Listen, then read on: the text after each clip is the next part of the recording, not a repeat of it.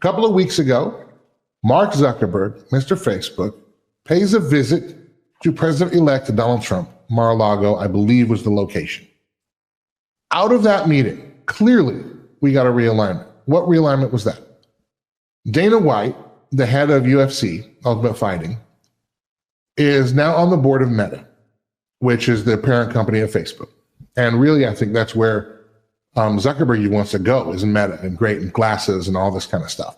Mm-hmm. But then we get the news that Meta is going to stop its political fact checking and move to a more community note kind of program, much like what is happening on X/Twitter under Elon Musk.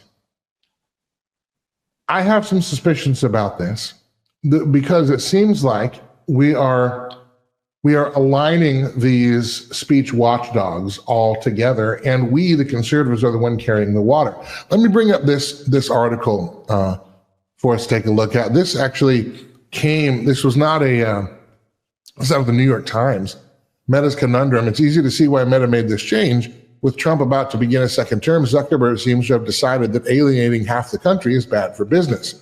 So right away you're seeing, well, this may be more of a business move than it is a fundamental, well, clearly we weren't paying attention to free speech, et cetera, et cetera.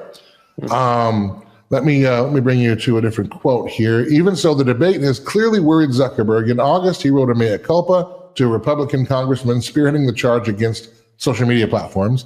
He said Meta should have spoken out against what he called government pressure to remove some content, even though we know that Twitter and Facebook and YouTube folded to that government pressure. We know this. It's on tape. It's recorded. This is, again, we're not making it up. They did it. Biden, White House asked them to censor these things. They dutifully obliged. Yesterday, again, as of this article, the company went further to court. The GOP, Meta's new policy chief, a former Republican operative, told Fox News that there was too much political bias in the fact-checking program. Zuckerberg even plans to move the trust and safety teams, that is those responsible for policing the content, from California to Texas, to remove the concern that biased employees are overly censoring content. But like other platforms, it is leaving the political space in order to maintain market share.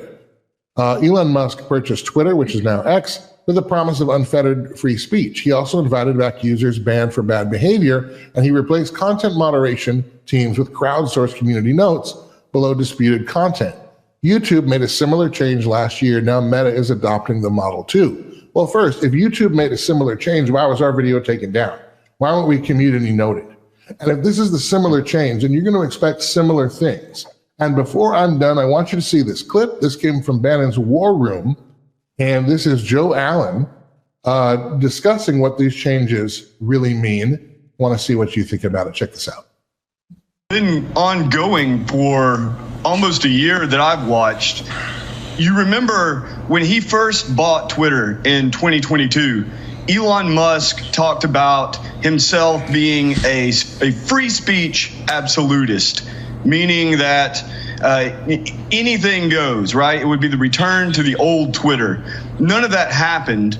And over the last, we'll say 7-8 months, you've seen a really dramatic influence or bias or manipulation of who is and who isn't boosted on the platform. And of course, that benefited the Trump campaign.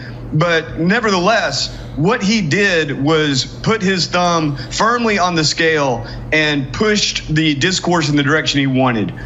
And now he's just announced that the platform will deboost negativity, is what he calls it.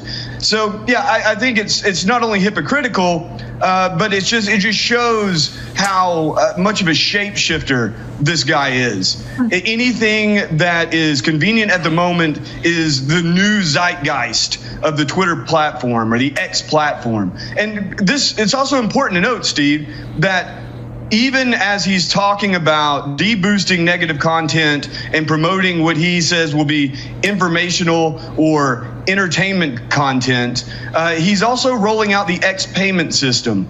So aside from the payouts people get from a high impression count, you're also going to see, I would imagine, something much, much closer to the Chinese credit score, in that people who are deemed to be undesirables or antisocial are liable to have their actual money, their actual wallets meddled with.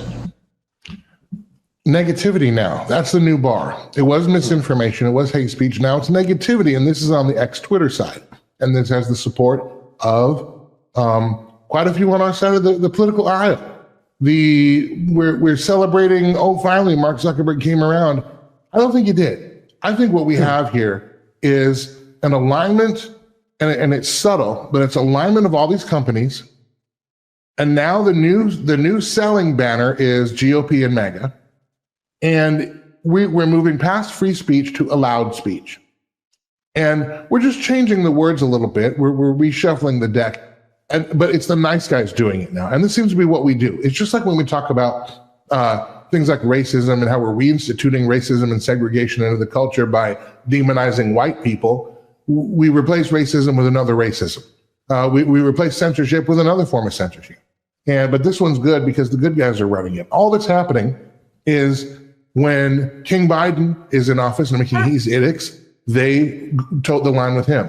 When King Trump is back in office, now they're toeing the line with him. Well, what's going to happen when the next king takes over? None of this is even, I think, remotely tied to America's founding principles, to freedom of speech, so on and so forth. And if you think that you're going to be rescued by these people in this arena, I actually think it could even conceivably get harder to get the truth out.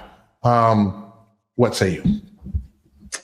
So I'll start by saying that a few years ago, I was reading a study and they were talking about that the propaganda that was coming from and the hate speech and everything that was happening at the Facebook level is the reason why Biden actually got in. Because if more people would have understood what was going on with his son, Hunter Biden, right, a lot of people would not have voted for him. And they're saying that because of the, putting their thumb on the scale, that literally we had 4 years without Trump, and it's because of the propaganda that was happening because of these platforms working in unison with each other. Yeah. Andrew, we have talked on this show extensively about the totalitarianism that is coming by President Trump aligning himself with Peter Thiel, the installation of J.D. Vance as a compromise, Elon Musk, and this whole kind of tech broism that was progressive, then became libertarian, quote unquote, and is now all of a sudden conservative. It is like playing that game of tic-tac-toe online where you get lulled to sleep because of the shiny colors. Next thing you know, they've boxed you in and you've lost the game. That's how the computer wins. This is very similar to that. You're seeing the pieces being moved into place. Zuckerberg was made to understand that he needed to bend the knee and come in line. And as of this recording, it actually just happened earlier today. He is now saying that the LGBTQ ampersand hashtag exclamation point question mark group, you can now say that they have a mental illness, where before you were banned from truth speech, right? This is all part of a very intricate plan to go to something that Joe Allen was talking about with X, and that's the everything app. So how do you get totalitarian? Ask the folks in China about WeChat and services like QQ that encompass everything in your entire life in one app. When you are boxed in like that, guess who has control? And if you are deemed to be negative for any reason, whether or not you're actually negative, doesn't matter. What matters is their definition, and they cut you off from life. But they had to make it palatable for you to want to step in. And that's the phase that you're seeing now because it's on our side. And this is one of the things that I was concerned when we nominated Trump in the first place, is that yes, he can be a bull in a china shop. And when your interests align with his, he's a great ally. And yes, he'd be better than Kamala Harris. Okay, I'm not arguing any of those points. But he also, he can be, he can be persuaded. And I think people know how to persuade him. And there's a lot of people who I don't trust who are really close to him. And I think it's setting up for some of these things.